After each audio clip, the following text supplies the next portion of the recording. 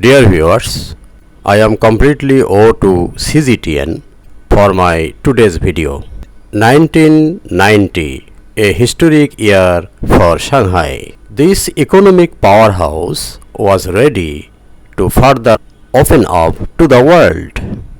Pudong, east of its Huangpu River, was chosen to become the pioneer of socialist modernization. CGTN anchor Gasthuri Manikam says, I am on the 88th floor of the Jinmao Tower in Shanghai. This is the world's highest walkway.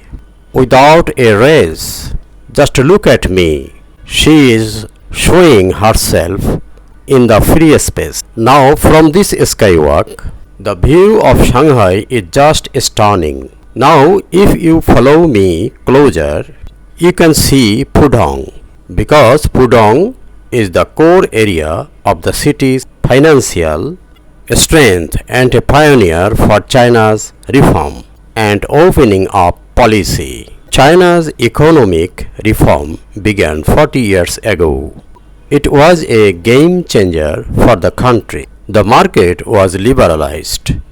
Foreign investments were allowed. Trade barriers were lowered, and China became the second largest economy in the world. Fast forward 2022, Pudong has become China's successful testing ground. It is one of the most recognizable skylines on Earth. A remarkable addition to this horizon is the Shanghai Tower.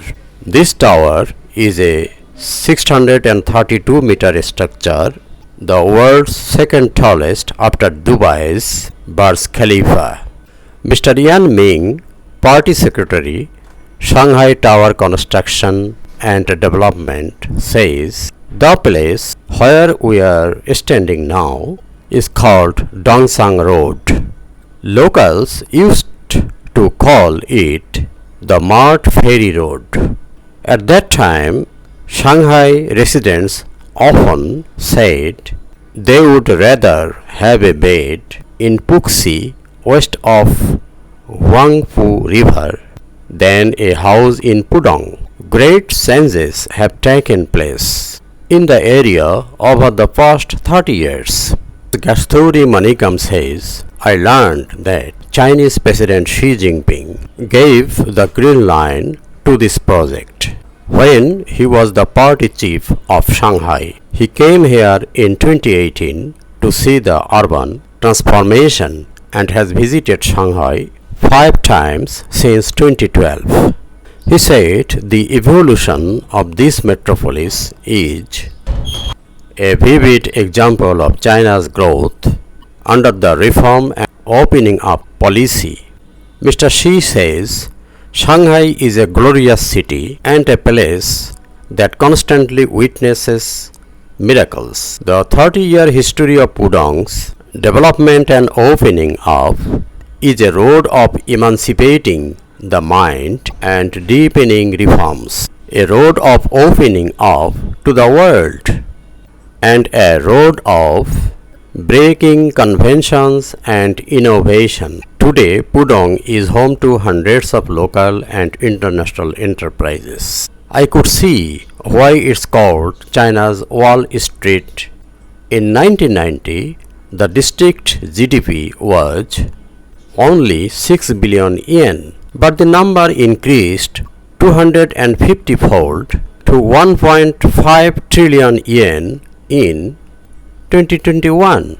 That's about a third of Shanghai's total economy. This is perhaps no surprise why foreign talents and companies capitalize on Shanghai for new opportunities and ventures. Mr. Wesley Young, Deputy CEO, Head of Financial Markets, Standard Chartered China, says Shanghai is more than financial center in China and in the world. Shanghai is also a center for international trade, logistics, scientific, technology innovation, new economy, etc.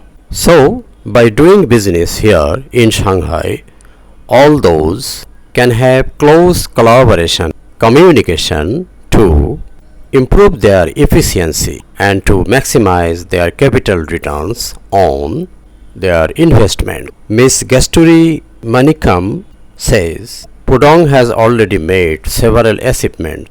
It's home to China's first and one of its kind financial district, Yucha. So, it boasts the Chinese mainland's first stock exchange and the first pilot free trade zone. Thanks for watching my video.